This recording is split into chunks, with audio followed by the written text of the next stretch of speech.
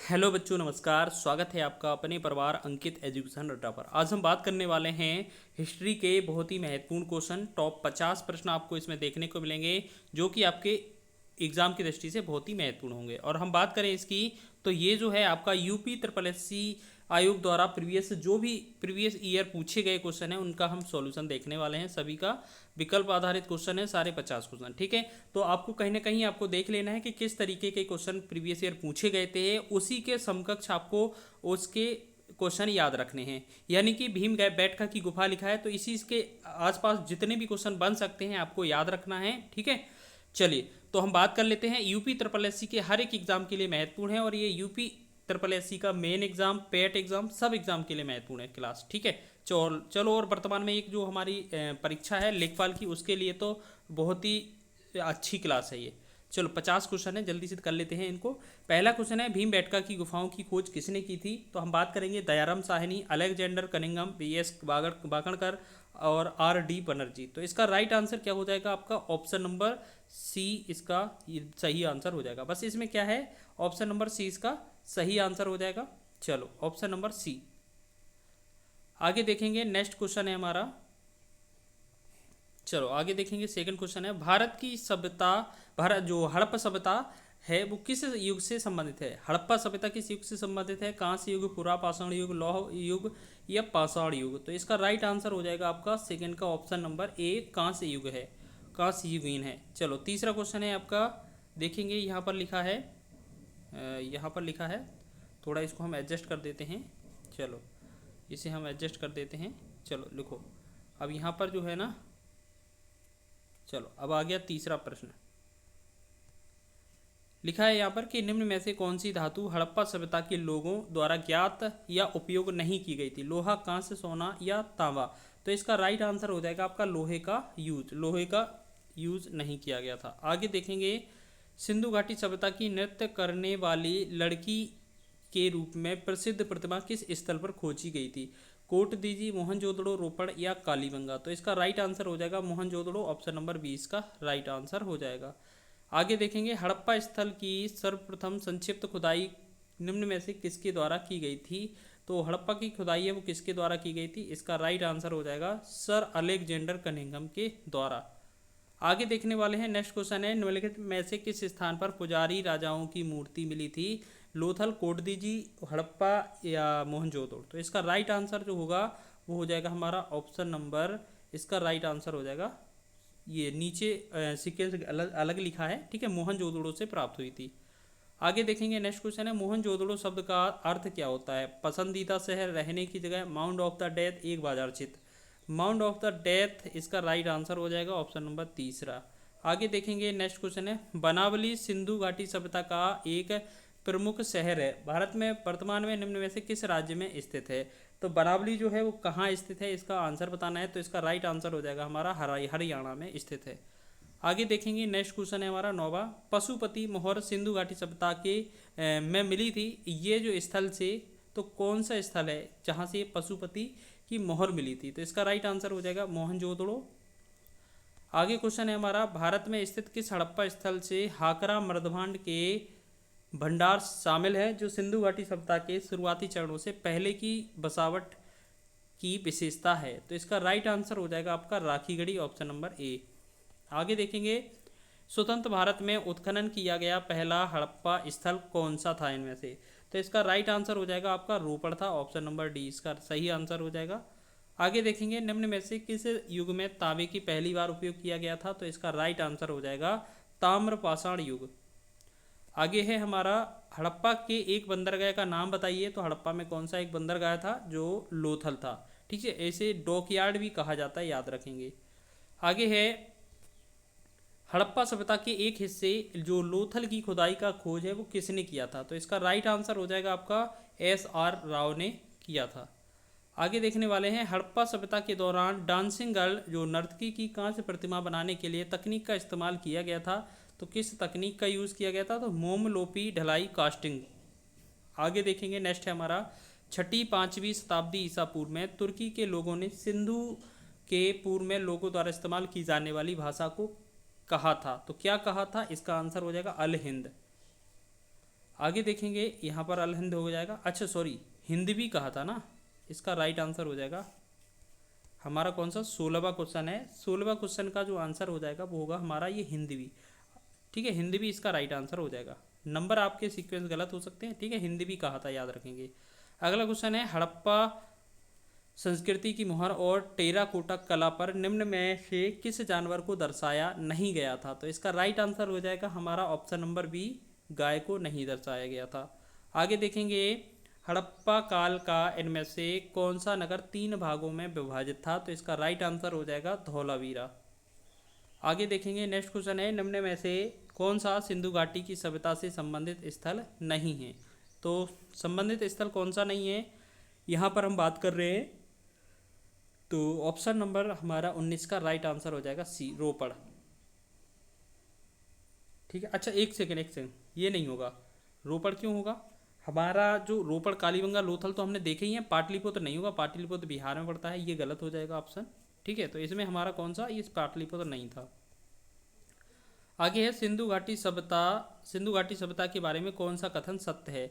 सिंधु जो लोग थे वो कपास का उत्पादन करने वाले पहले थे, उन्होंने लकड़ी के बक्से में अनाज भंडारित किया। सिंधु घाटी सभ्यता पंजाब, सिंध, बलूचिस्तान, गुजरात, राजस्थान और पश्चिम बंगाल की कुछ हिस्सों को कवर करती थी।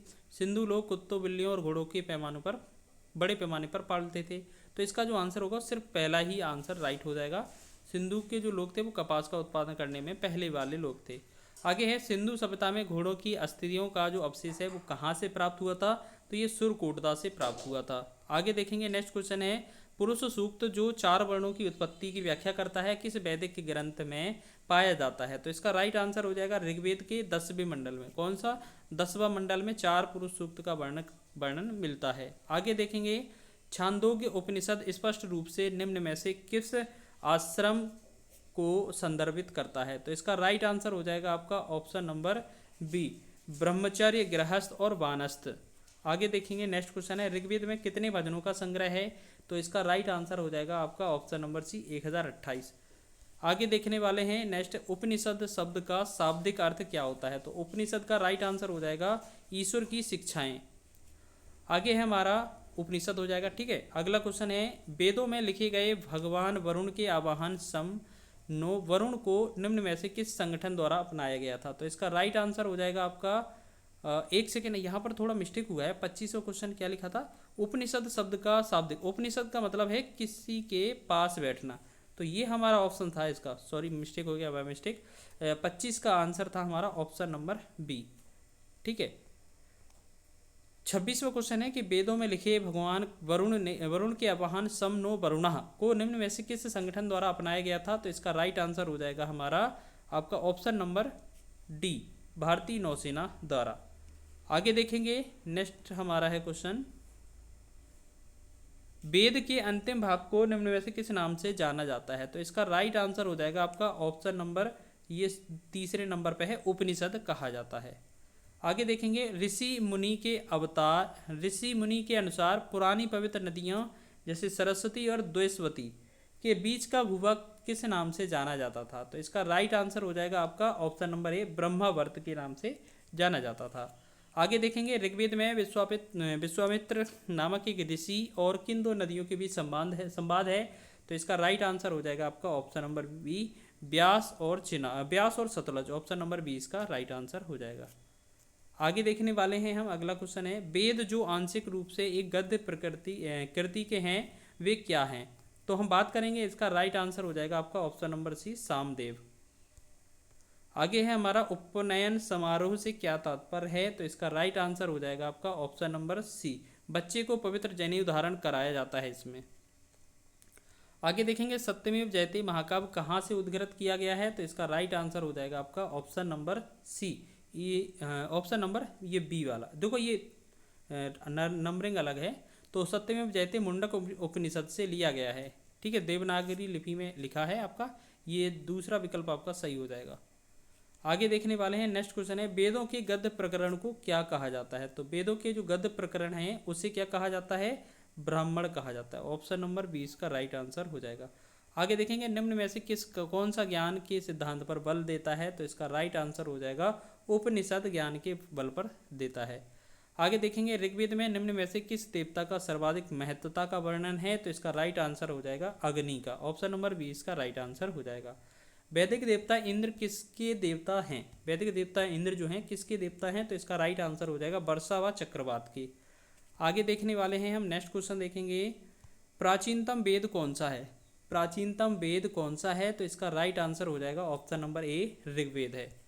आगे है हमारा निम्न में से किस भारतीय पुरातन ग्रंथ में अपराध और अपराधी का जिक्र मिलता है, तो इसका राइट आंसर हो जाएगा आपका ऑप्शन नंबर, इसमें क्या हो सकता है हमारा, अर्थशास्त्र, न्याय मीमांसा, मनुस्मृति। तो इसका एक सेकंड देखना, तो हम कह सकते हैं इन सभी ग्रंथों में मिलता है, तो ऑप्शन नंबर डी इसका सही हो जाएगा, जिसमें हमारा अर्थशास्त्र, न्याय मीमांसा या मनुस्मृति सारे के सारे ग्रंथ आ जाएंगे। आगे है शतपथ ब्राह्मण और तैतरीय ब्राह्मण के ब्राह्मण मूल पाठक हैं, ब्राह्मण मूल पाठ हैं, तो इसका राइट आंसर हो जाएगा आपका 39 का ऑप्शन नंबर डी यजुर्वेद। आगे देखेंगे 40वां क्वेश्चन है, ऋग्वेद में निहित गायत्री मंत्र किस देवता को समर्पित है, तो इसमें से हमारा कौन सा आंसर हो जाएगा, option number D Savitri Devi. आगे देखेंगे नेक्स्ट क्वेश्चन है, सर्वाधिक प्राचीन पुराण कौन सा है, तो सबसे पुराना जो पुराण है उसका आंसर हो जाएगा आपका मत्स्य पुराण है। आगे देखेंगे लिखा है निम्न में से कौन सा उपवेद नहीं है, धनुर्वेद, शस्त्रशास्त्र, आयुर्वेद या योगवेद। तो हम बात करेंगे इसका राइट आंसर हो जाएगा आपका ऑप्शन नंबर, इसका कौन सा हो जाएगा, योगवेद नहीं है, ऑप्शन नंबर डी इसका राइट आंसर हो जाएगा। आगे है 43वां, निम्न में से सूरसेन महाजनपद की राजधानी कौन सी थी, तो सूरसेन महाजनपद की राजधानी कौन सी थी, तो मथुरा के आसपास का क्षेत्र। आगे है हमारा 6वीं से 14वीं शताब्दी तक निम्न में से कौन सा सबसे शक्तिशाली महाजनपद था, तो निम्न में से कौन सा सबसे शक्तिशाली महाजनपद था, तो इसका राइट आंसर हो जाएगा आपका 44 का राइट आंसर हो जाएगा मगध। आगे देखने वाले हैं हम नेक्स्ट क्वेश्चन है हमारा कि राजा बिंबिसार के दरबार में उस प्रसिद्ध चिकित्सक का क्या नाम है जो भगवान बुद्ध के निजी चिकित्सक थे, तो इसका राइट आंसर हो जाएगा आपका, ये हमारा कौन सा हो जाएगा, इसमें हमारा आंसर हो जाएगा जीवक, ऑप्शन नंबर 20 का राइट आंसर हो जाएगा। आगे देखने वाले हैं आदि पुराण किस तीर्थंकर की संत चरित संग्रह है, तो आदि पुराण किसका है, इसका राइट आंसर बताना है हमें, ये आदिनाथ का, ऑप्शन नंबर 20 का राइट आंसर हो जाएगा। 47वां क्वेश्चन है कि पहले जैन तीर्थंकर कौन थे, तो आपका ऋषभ देव जो थे आपके पहले तीर्थंकर थे, तो इसका राइट आंसर हो जाएगा आपका ऑप्शन नंबर बी, ठीक है, ऋषभ देव। आगे देखने वाले हैं नेक्स्ट क्वेश्चन है हमारा, बुद्ध ने जो गौतम बुद्ध जी, उन्होंने किस उम्र में परिनिर्वाण अंतिम मुक्ति प्राप्त की थी, तो किस वर्ष की अवस्था में, तो ऑप्शन नंबर 20 का राइट आंसर हो जाएगा 80 वर्ष की अवस्था में। आगे देखेंगे महावीर ने निम्न में से किस स्थान पर मोक्ष प्राप्त किया था और सिद्ध बने थे, तो इसका राइट आंसर क्या हो जाएगा आपका ऑप्शन नंबर ए पावापुरी में। आगे है लास्ट क्वेश्चन है, ये हमारा 23वें तीर्थकर कौन थे जो पार्श्वनाथ थे, उनका प्रतीक चिन्ह क्या था। आपका याद रख लेना, ये बहुत एग्जामों में बनता है कि जो 23वें तीर्थंकर पार्श्वनाथ जी थे, इनका जो प्रतीक चिन्ह था वो क्या था, सांप था। तो इस प्रकार हमने 50 प्रश्न कवर किए हैं। आपको कमेंट में बताना है कि आपने कितने क्वेश्चन सही किए हैं। अगर वीडियो पसंद आया है तो वीडियो को लाइक करें, शेयर करें, चैनल पर नए हैं तो चैनल को सब्सक्राइब कर लें।